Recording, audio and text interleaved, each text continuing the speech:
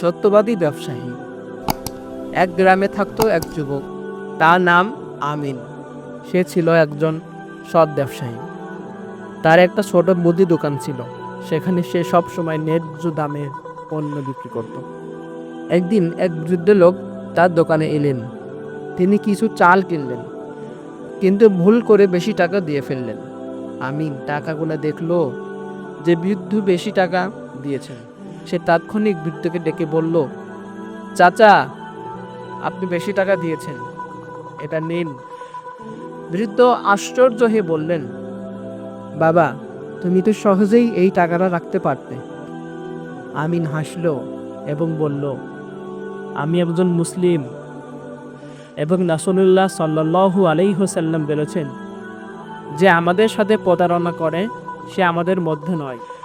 বৃদ্ধ আবেগে আপ্লুত হয়ে বললেন, আজকাল এমন সততা খুব কম দেখা যায়। আমি এখন থেকে তোমার কাছ থেকেই সব সময় বাজার করব।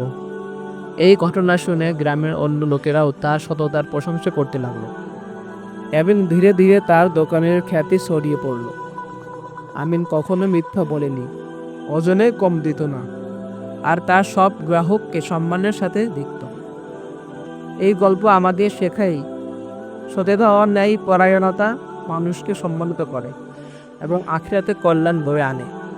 রাসূলুল্লাহ সাল্লাল্লাহু আলাইহি ওয়াসাল্লাম বলেছেন, সৎ ব্যবসায়ী কিয়ামতের দিন নবী, সত্যবাদী ও শহীদদের সঙ্গে থাকবে।